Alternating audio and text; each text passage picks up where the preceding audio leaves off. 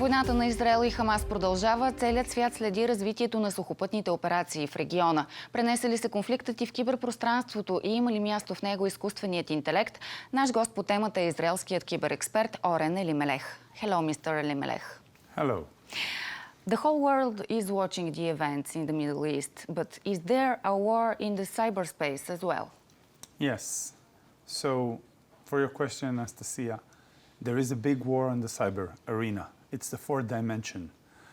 At the same time, on October 7th, when the war started in Israel, at the 12 minutes, 10 minutes afterwards, a cyber war started at the same time almost. And this is an actual almost 100 times stronger than a few days earlier. And this is denial of service attack, data leakage, ransomware, and causing business disruption. So there's a lot of attacks on a lot of organizations, companies, universities, financial institutions, government, but also mostly focus about media, news. Why? To attack the general consensus, to cause fake news. So this is exactly happening not only on the ground and in the air, but also in the cyber. How do these attacks affect the Israeli institutions and the media in the country? So there's a very large turmoil in this situation because the cyber attacks are inflicting damage, bringing defacement to website, but also attacking the general consensus. Not only bots and fake news, but also through local channels. They set up news channels, WhatsApp, Telegram, even on Roblox games for kids. So they are doing a personal trauma to individual, to the people, so there's a lot of fear. And this is also helping them cause panic in the population. And sometimes even journalists take these fake news and turn them into a cognitive warfare, a psychological warfare, and they promote them as truth, but they're not. Can the people that are affected by these attacks protect themselves in some way? Yes, of course. Very good question. So, yes, they need to be more vigilant. Don't open a link that you don't believe. Don't open every video. Be more vigilant and aware to your identity. Choose a strong password. And also, install an updated device on your mobile, on your computer, with an endpoint security. And when you choose a password, don't use the same password for all your website and all your devices. Choose a different one. But it's also important that people are aware and don't trust or believe everything that they see in the news, because if it's digital, you can convert it, and very easily, even today with new AI and technology, you can create fake news.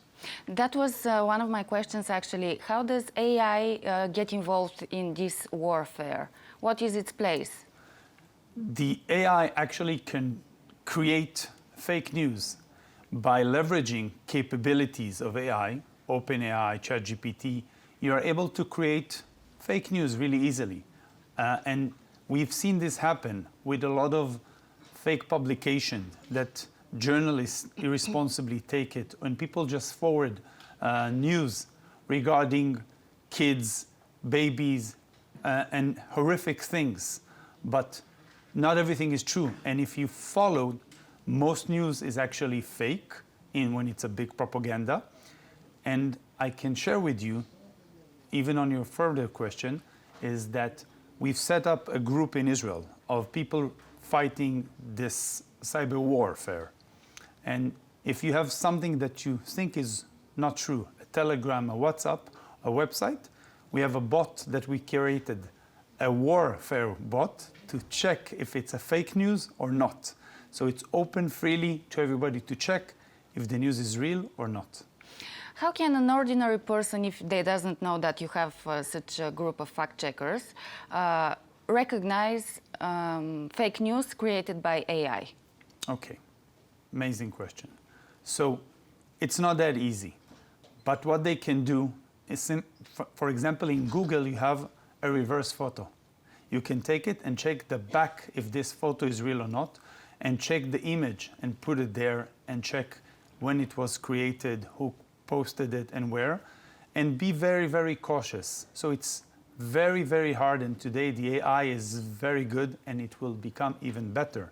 But the same way we created this bot of fake news, it's artificial intelligence, but also checked with people after. It's not easy. So you can use the reverse photo in Google and try to read between the lines if you're smart. Do you think we need some regulations on AI? Definitely. We need regulation on cyber, and part of it is on AI, because businesses are dependent about people, and people can use AI to do their work really easily. For example, if a hacker needed to learn how to hack an organization, with AI, he doesn't need to learn. He just writes the prompt and it does the work for him. It's the same. So yes, there should be a regulation how to use AI, but it should be part of an overall arching regulation on cybersecurity for the country, the government, and for organization.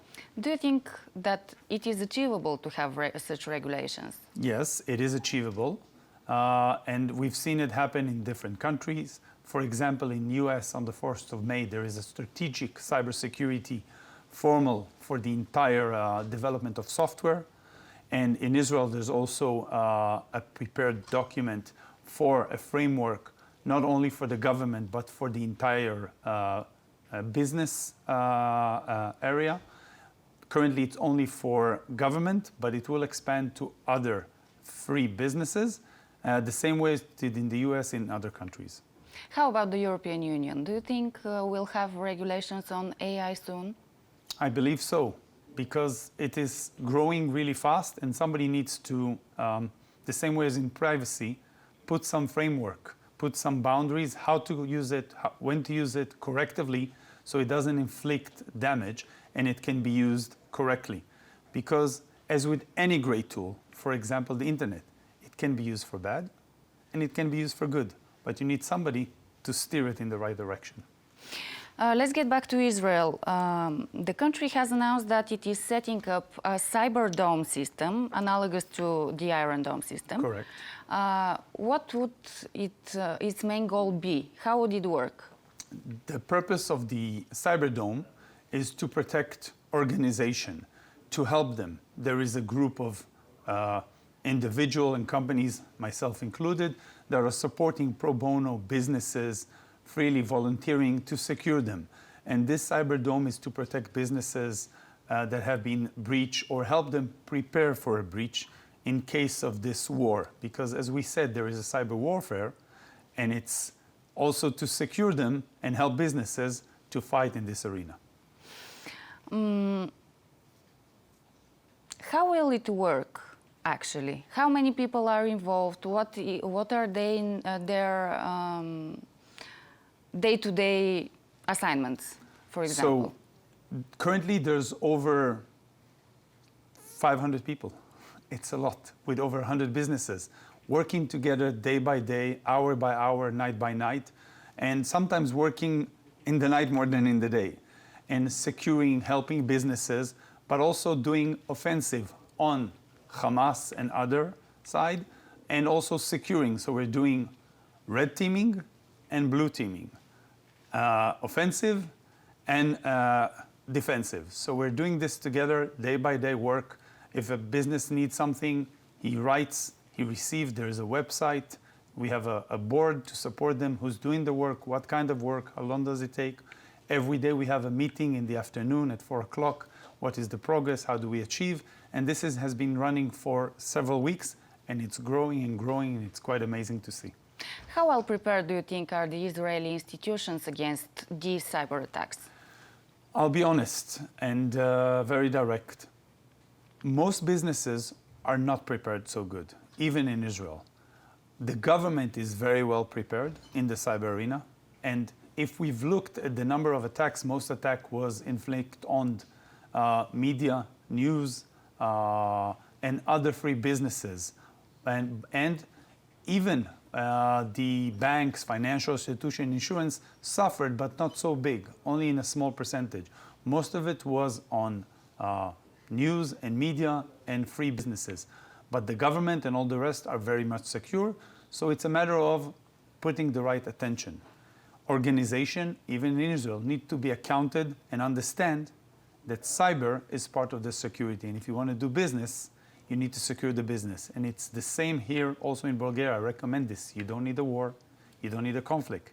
You just need to understand that a cyber attack is a question of time, when it will hurt you and how bad. So you need to be prepared for a crisis.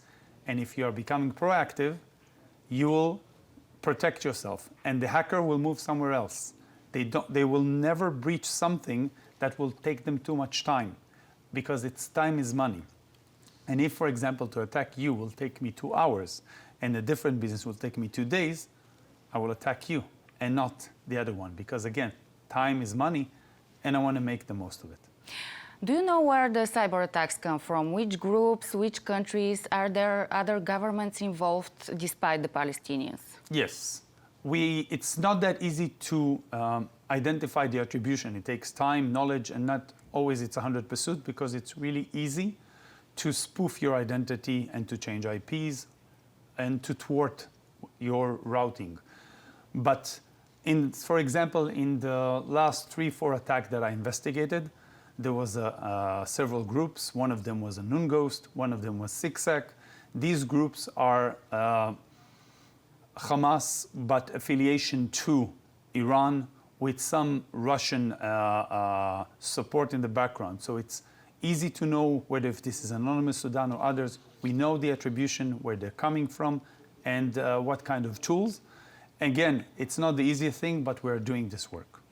At the beginning of the war, after the events of October the 7th, the whole world was asking one question.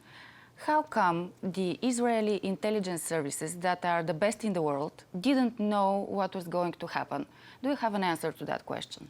Unfortunately, I don't. This is the million-dollar question. And I'm sure a proper investigation will be taken care in Israel, but after the war, because this surprise caused a lot of panic. Everybody knows this worldwide.